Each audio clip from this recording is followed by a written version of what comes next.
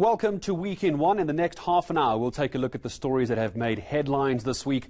I'm Gareth Edwards. We start with this. ANC President Cyril Ramaphosa has been preaching unity as the party celebrates its 107th anniversary. He says there are no tensions between him and his predecessor, former President Jacob Zuma.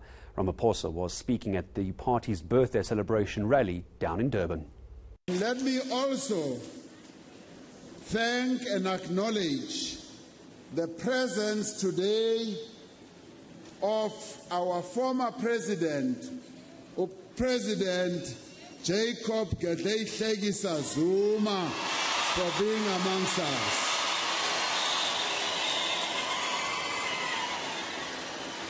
Siyabonga nqamalala ngokuba khona kwakho la. Abantu abaningi baloku bethi umongameli Cyril Ramaphosa uzohlangana noNqamalala, uzawuthethisa uNqamalala. Angazi ukuthi bayithatha phi ke leyo nto, ngoba akunakuthethisana between mina noNqamalala, sizwana kahle nje.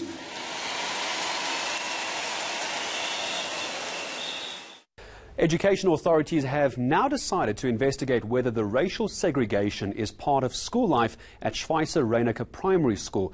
A picture showing black and white pupils sitting at separate tables went viral this week, infuriating some parents and even social media users. The picture was sent to a parents' WhatsApp group.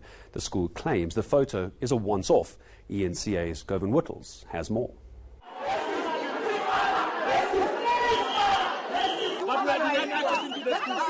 Pandemonium at Schweizer Reneke Primary. All of this caused by a single picture. It's enough to warrant a full investigation by the Northwest government. It seems there are a lot of cases here of racism. That's why I've promised the community that I'm coming back next week for 2 days. And also I will send the team to do investigation in all schools in Mamusa, primary, secondary, to deal with issue of racism in totality. The school's governing body says the school is not racist and the children are happily integrated, and they have produced these pictures to prove it. Grade R teacher Ilana Barkhuizen has been suspended. The SGB says they don't know what she was thinking. No, I don't know. That will come out in the investigation that's going to be conducted from next week, and we'll learn from there. Perhaps it could be a language issue. Perhaps those kids are not speaking Afrikaans, maybe speaking Setswana or English, and the other small kids are just speaking Afrikaans. Despite the school claiming this was simply a one-off, others say racism is alive and well in Schweizer Reneke in 2019.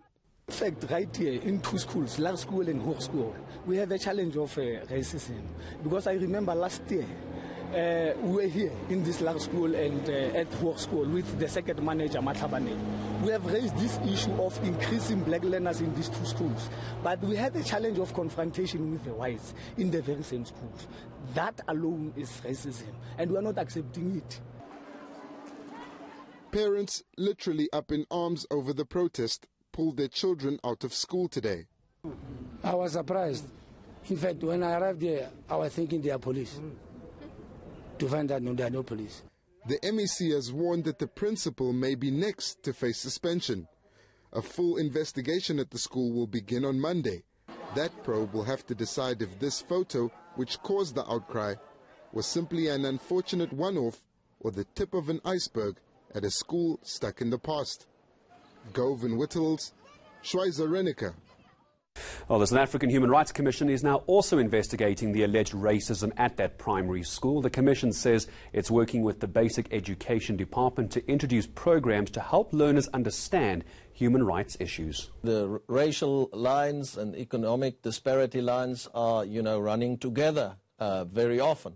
To an extent, we have seen the development of black middle class and so on, but the vast majority of people are still racially separated also in terms of economic lines, and that makes it so important that the socio-economic rights in our Bill of Rights are indeed progressively realized by government and that government pays attention to make sure that education and health and social services, all these become more equal so that we can see a more equal society developing. But it's also about the attitudes of people that really need to change, and I think in that sense our role also in advocating human rights becomes so important. So what we have done now is, together with the Department of Basic Education, in schools, all the curriculum, the textbooks for the life orientation has been rewritten. It's still in the process, but almost done, which will then also encapsulate human rights aspects within those particular textbooks. That would then basically mean that all learners get exposed from the outset to human rights issues. The South African Human Rights Commission, I can also announce, is taking over the school moot court competition this year, involving all high schools, and in that sense also all grade 10 learners will, for the first time as part of the English curriculum, having to debate in an essay which would indeed count for the year point the two various sides of human rights questions. So I think it's important to start at schools, and therefore we have these specific programs that will, I think, make a huge change in the long run.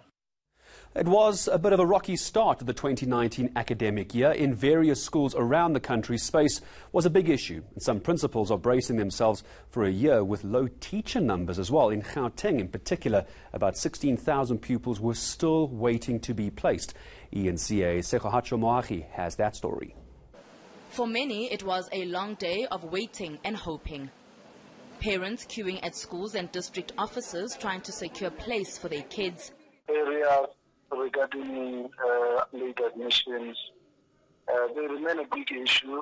We got reports that parents were queuing in different places around the country, especially circuit offices and district offices, where they have gone to request spaces for their children. The parent of a grade 9 pupil says she's been waiting for hours for assistance. From 6:30 lama forma siwanikwa ngoku ufika uyishiye phaphakathi bathi baza kufonela uyandastand and isikole awuzusifumana kulaa ndawo okufitshane nayo sizayithatha phi imali thina esabantwana kude. Management at Isaac Makau Primary School says they have a few more spaces available. Our biggest challenge is the accommodation, because as you can see, for us to even be able to reduce the other classes, we need additional classrooms. So if we can get plus minus 2 to 3 additional classrooms, then I'm 100% sure that we can be able to reduce those class sizes again. After we've sat with the SGP, we've managed to look around the school, and we've managed to move a few things so that we can accommodate additional classes. One of the main issues, the problem recurs every year, is the number of people migrating to Gauteng in search of better economic opportunities is far higher than those leaving the province. Sekhohacho Moagi, Johannesburg. And still to come here on Week in One, the IEC says more needs to be done to encourage young people to vote in this year's elections.